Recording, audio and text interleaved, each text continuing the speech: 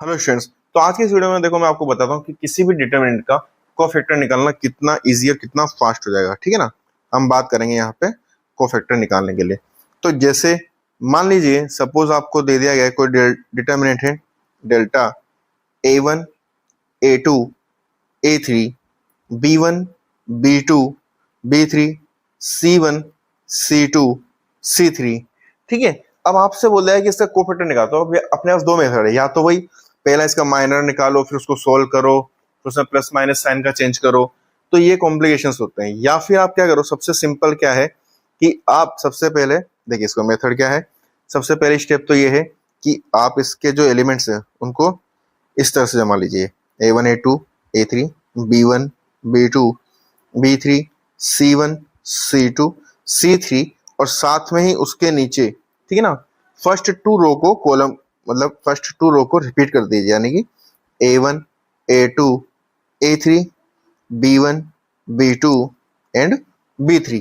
ठीक है। Next step में क्या करिए आप, नेक्स्ट स्टेप में जो आपके पास फर्स्ट और सेकंड दो कॉलम्स क्रिएट हो रहे हैं उन दोनों कॉलम्स को आप यहाँ पे वापस रिपीट कर दीजिए। A1 B1 C1 A2 A1 B1। ठीक है।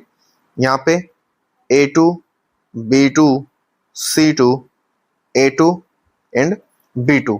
अब आपको क्या करना है, देखो सबसे सिंपल है कि आपने इस तरह की क्रिएट कर ली। अब आप क्या करिए कि ये जो फर्स्ट रो और फर्स्ट कॉलम को रिमूव कर दीजिए। तब आपका क्या बच रहा है उसको एक बार मैं वापस लिख लेता हूँ। ठीक है। अब हमारे पास बच रहा है B2 B3 B1 B2 C1 C2 C3 C1 C2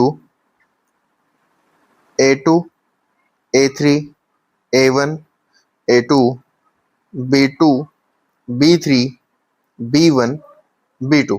अब ये जो एलिमेंट्स अपने पास बचे हुए हैं, ठीक है ना, अब ये जो एलिमेंट्स हमारे पास बचे हुए हैं, तो जब हम इनको सिंप्लीफाई करके लिखेंगे तो हमें डायरेक्ट क्या मिलेगा, हमें डायरेक्ट मिलेगा हमारा कोफैक्टर। ठीक है ना। तो देखिए इसके बाद जो हमारे पास मिलेगा कैसे करेंगे, B2 को C3 से मल्टीप्लाई, यानी कि B2 C3 माइनस इसको इससे, यानी कि C2 B3।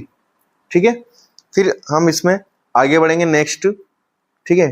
तो नीचे देखिए C2 A3, हम इसको इससे मल्टीप्लाई करेंगे यानी कि C2 A3 और इसको हम इससे मल्टीप्लाई कर देंगे यानी कि A2 C3 और बीच में माइनस का सिंबल।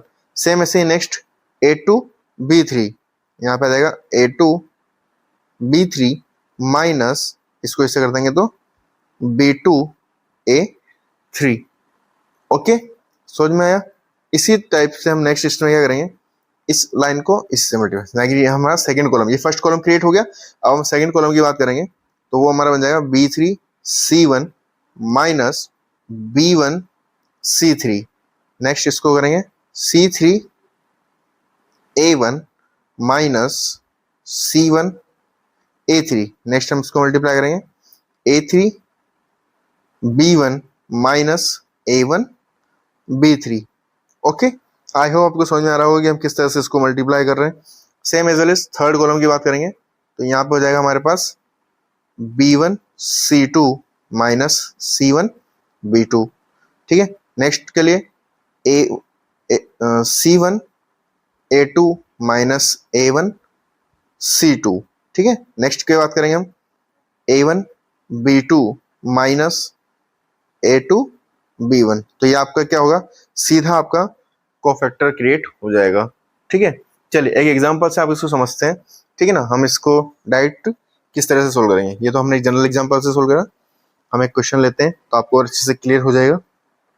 क्वेश्चन है हमारे पास, चलिए क्वेश्चन देखते हैं हम। यहाँ पे हमारे पास क्वेश्चन है हमारे पास 1 2 3 -4 3 6 2 -7 9 और आपसे बोल दिया जाए कि हमें इस डिटरमिनेंट का कोफैक्टर डिटरमिनेंट फाइंड आउट करना है। तो आप इसका कोफैक्टर्स कैसे निकालेंगे, तो देखिए अपने को सिंपल सा पता है।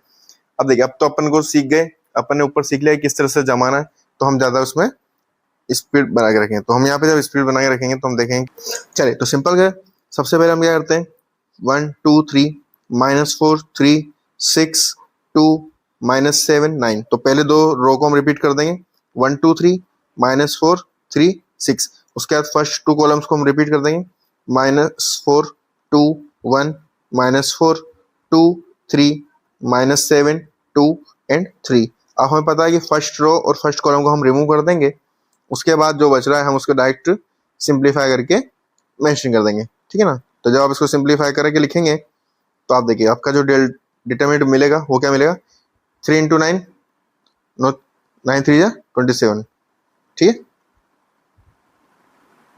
चलिए तो अब देखिए अपन को मल्टीप्लाई करेंगे तो 9 3 या 27 माइनस, अब यहाँ पे ऑलरेडी माइनस तो माइनस माइनस प्लस 7 6 या 42। ओके, नेक्स्ट वन -21 माइनस 9 2 या 18, ठीक है। 6 2 या 12 माइनस 9। नाउ नेक्स्ट 6 2 या 12 माइनस माइनस प्लस 9 4 या 36। दिस वन 9 1 या 9 minus 3 2 ja 6.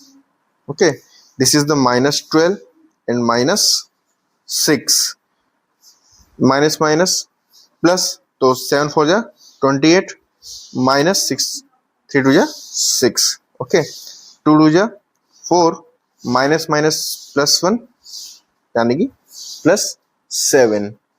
Okay, next one 3 minus minus plus 2 जा 8।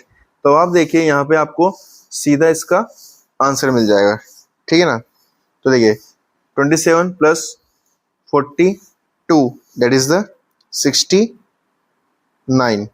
Okay, 12 plus 36 48, 28 minus 6 that is the 22, -21 and -18 that is the -39, 9 minus 6 3, 7 plus 4 11, 12 minus 9 3, -12 minus 6 -18, 3 plus 8 11।